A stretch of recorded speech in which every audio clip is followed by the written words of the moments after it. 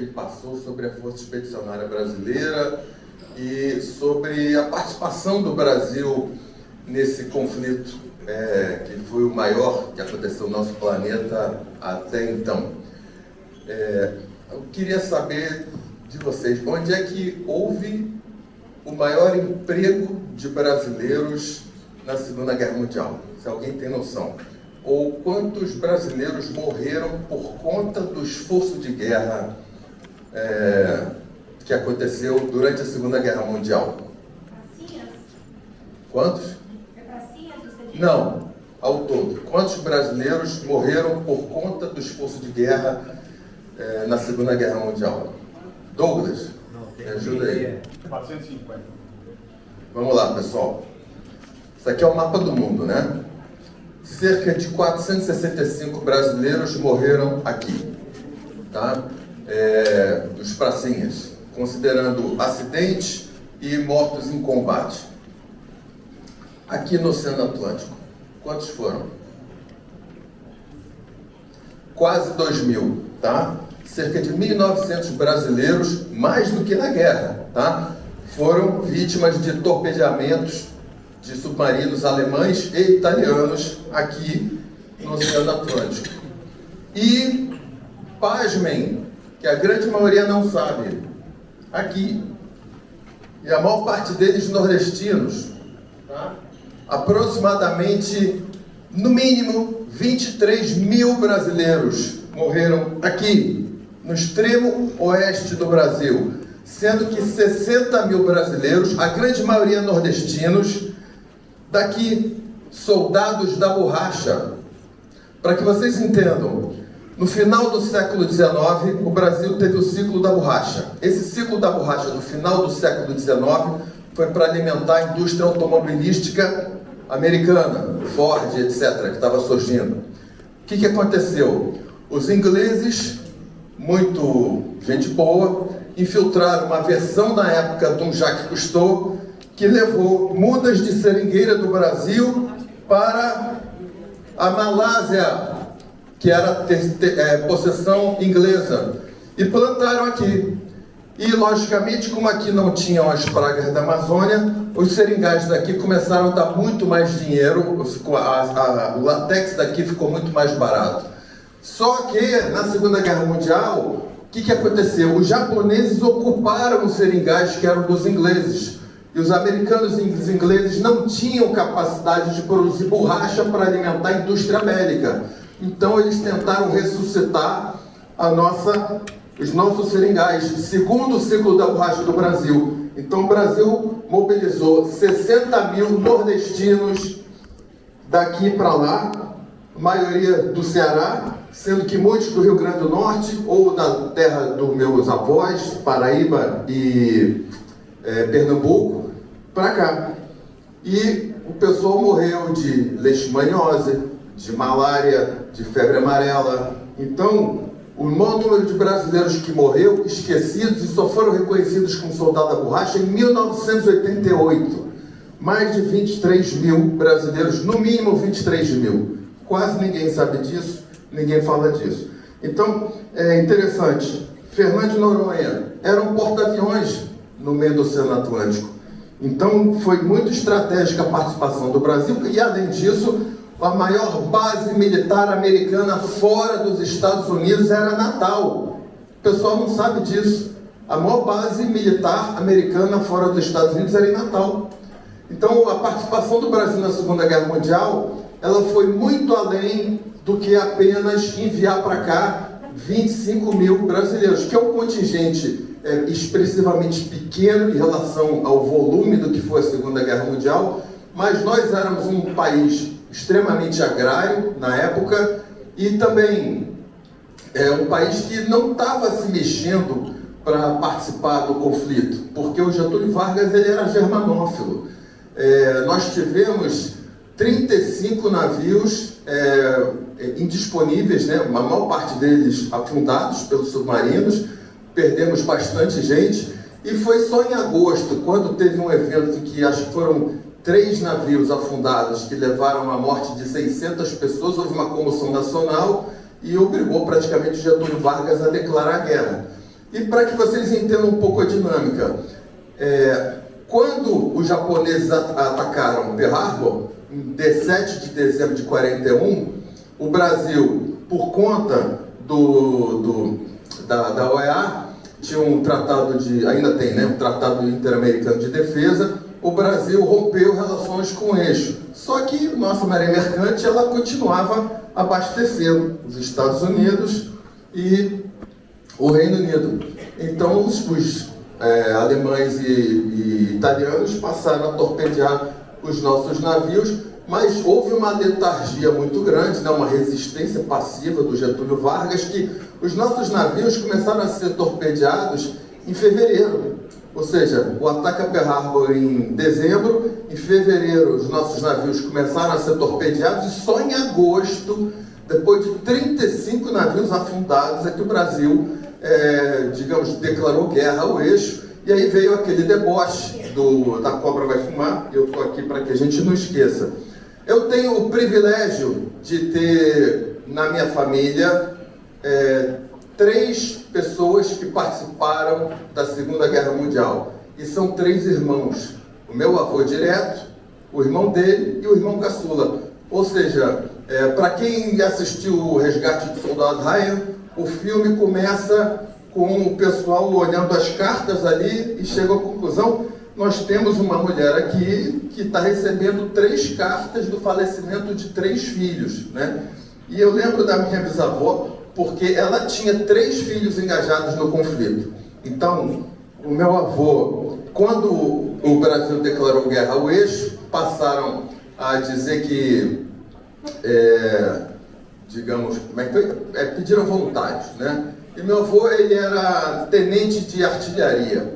E na oportunidade, na primeira semana, ninguém sabia o que era febre, não se sabia nem que o Brasil ia combater na Itália, né? Só queriam voluntários para a guerra, que não sabiam como é que o Brasil ia participar.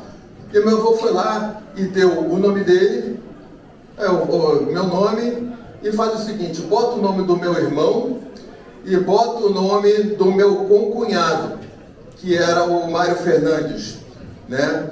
O Mário Fernandes foi professor de português do Alexandre Garcia, e a gente descobriu por acaso, ou seja, a minha avó era amiga da mãe dele, e o Mário Fernandes, que era o concunhado e cunhado da minha avó, foi professor dele de português no curso de jornalismo.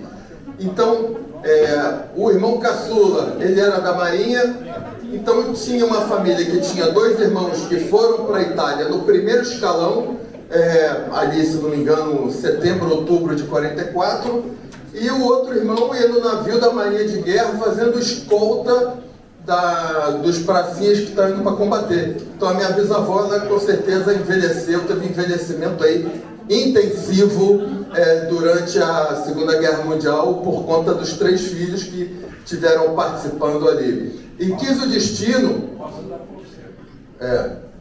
Isso, exatamente.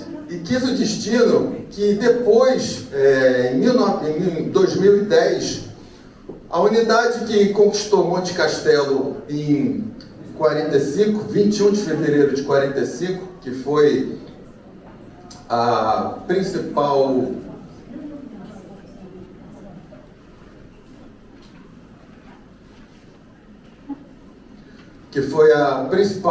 digamos, vitória brasileira, as 2 principais vitórias brasileiras na Segunda Guerra Mundial, Monte Castelo e Montese, né? Monte Castelo foi muito desgastante, foram 4, alguns dizem 4, outros dizem 5 tentativas, então acabou sendo 21 de fevereiro de 45, e depois teve Montese, foi mais sangrento, foi um combate mais urbano.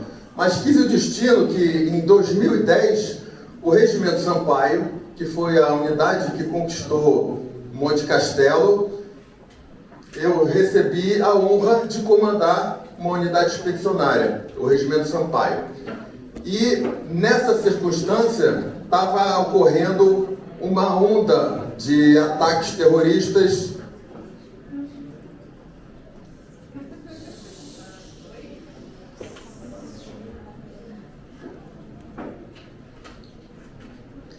estava tendo uma onda de ataques terroristas do Comando Vermelho no final de 2010. O pessoal lembra, em novembro, teve uma onda comandante do Regimento Sampaio. Então, ou seja, 65 anos depois, a unidade que tinha tomado Monte Castelo, ela estava saindo do quartel para ocupar o Complexo do Alemão. E aí eu quero chamar a atenção de vocês para uma coisa muito, muito interessante na evolução dos conflitos no século XXI, particularmente na era da informação. Por quê? Aqui na Itália, praticamente, o mais importante ali era uma guerra de conquista de território. Ou seja, o Brasil ajudou o esforço de guerra americano para rompimento da linha gótica, uma guerra praticamente desenvolvida no terreno.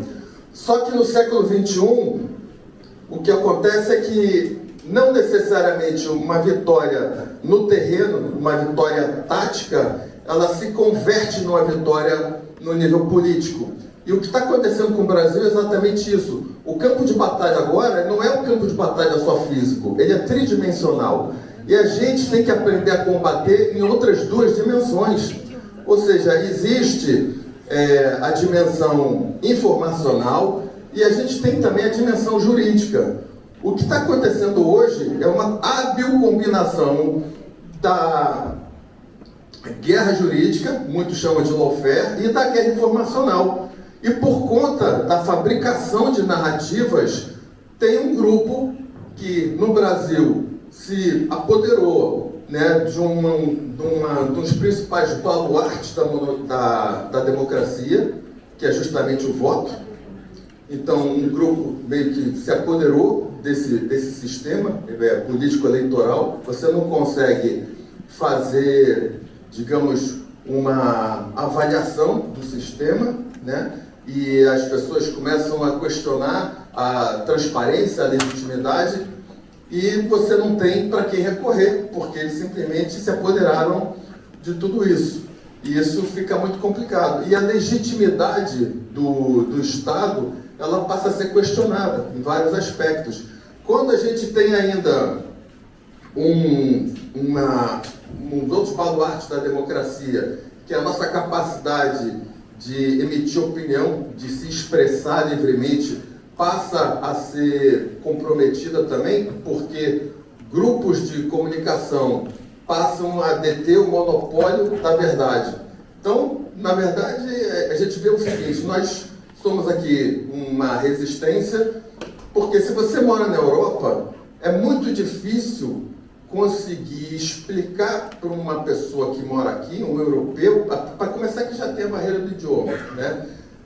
Mas você conseguir explicar para um europeu o que acontece no Brasil, porque a imprensa, a mainstream da Europa, dos Estados Unidos, do mundo inteiro, ela é praticamente integrada. São grupos que a CNN daqui, ela publica o que a CNN do Brasil fala, e assim por diante.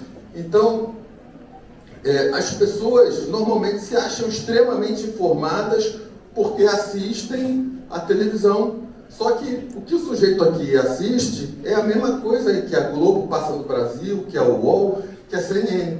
E, no final das contas, você consegue até, por exemplo, muitos brasileiros assistem o Alexandre Garcia falando, assistem a Karina, mas para fora, se tem a barreira do idioma, as pessoas não vão buscar nesse tipo de fonte. Então, é uma guerra muito complicada. E nessa parte da comunicação é onde está a disputa pela legitimidade. Por isso que eu estou falando, não adianta você ganhar no terreno, mas no final das contas, o que vai aparecer no jornal brasileiro? Não, o exército brasileiro foi lá para massacrar o pobre do cidadão que mora na favela. Na verdade, não é isso. O Brasil, ele possui hoje o que se chama de manchas negras, black spots, porque o conceito do Estado moderno, da era, digamos, depois da Guerra dos 30 anos, né, 1618, 1648, surgiu um conceito de Estado diferente. E qual é o conceito de Estado? Você tem o território e você tem a população. Esses são os dois elementos materiais do Estado. Só que o Estado ele tem o quê? Tem a soberania, que ela precisa ser exercida dentro do território. Essa soberania, ela, digamos, aquele contrato social de que, olha, o povo concede ao Estado a autoridade para estabelecer as leis e, em troca disso, o Estado vai buscar uma finalidade que é promover o bem comum. Só que o que a gente está vendo no Brasil é que está sendo deturpada a coisa. Outro entendimento que a gente precisa ter é que democracia é exceção, não só na linha do tempo, como geograficamente. Se você for olhar para o mapa do mundo, pouquíssimos lugares são democracia. E a democracia é muito frágil. Na verdade, é um sistema de governo extremamente sofisticado. E a tendência é sempre grupos que querem se impor, e a alternativa da democracia é o totalitarismo. Então, grupos que querem se impor, eles vão estar sempre procurando se apoderar do sistema eleitoral para subverter a democracia e tomar conta do poder. Essa é a realidade do mundo. Tá? Eu gosto muito da 6ª lei da guerra na selva, combata sempre com inteligência e seja o mais ardiloso. Então, a gente tem que entender isso que está acontecendo. O Brasil hoje, ele é complicado e não só a Débora do Batom, mas vários colegas meus, forças especiais do Exército, estão presos hoje, estão com várias restrições, porque eram justamente os militares que estavam do lado do Bolsonaro até o final. Esses são os que estão sendo perseguidos. Dos outros, eu não vou falar. Muito obrigado.